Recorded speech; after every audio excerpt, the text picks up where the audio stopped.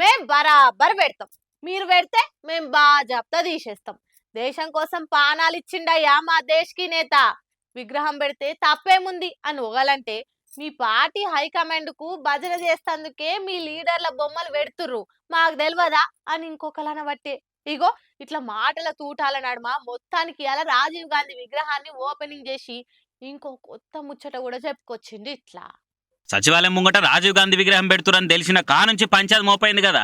ఇక నేను కేటీఆర్ మాట్లాడుకుంటా కాంగ్రెస్ పెద్ద లీడర్ల కళ్ళల వడాలని కావాలని అసొంటి విగ్రహాలు పెట్టిస్తుండు సీఎం, కానీ మేము మళ్ళా పవర్లకు రాగానే రాజీవ్ గాంధీ విగ్రహాన్ని తీసేస్తాము, ఆడ తెలంగాణ తల్లి విగ్రహాన్ని పెడతామని కూడా అనుకోవచ్చే. ఇలా రాజీవ్ గాంధీ జయంతి పేరు మీద సచివాలయం ముంగట విగ్రహాన్ని ఓపెన్ చేసిండు సీఎం రేవంత్ సారు. అటు ఇంకా మాట్లాడుకుంటా ప్రతిపక్ష పార్టీలుండి ఈడ సచివాలయం బయట ఎదురుగా తెలంగాణ తల్లి విగ్రహం పెడతామని మాట్లాడుతున్నారు, బయట ఎందుకు బరాబర్ సెక్రటేరియట్ లోపటే ఈ డిసెంబర్ లో విగ్రహం పెడతామని క్లారిటీ ఇచ్చింది. ఇట్లా 2024 నాడు సచివాలయం లోపలనే తెలంగాణ తల్లి విగ్రహం పెట్టే బాధ్యత మేము తీసుకుంటాం.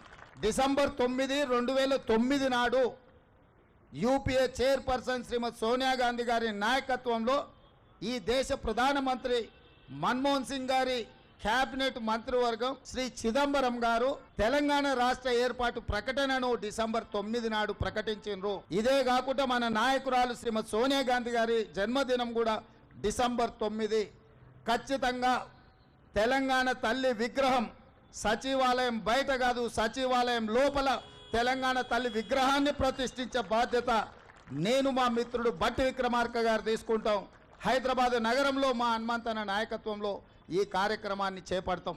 ఇక ఓ దిక్కు గులాబీ పార్టీలేమో గుర్రు గర్రం అనుకుంటా రాజీవ్ గాంధీ బొమ్మను తీసేస్తామన్నాడు, ఇంకో దిక్కు రేవంత్ సారేమో తెలంగాణ తల్లి విగ్రహాన్ని సచివాలయం లోపట్నే పెడతామన్నాడు. ఇగో ఇట్లా మాటల వారు పెరిగే వరకలా విగ్రహాలు వివాదాలనే టాపికే ట్రెండ్ అవుతుంది ఇప్పుడు తెలంగాణ పాలిటిక్స్ లా.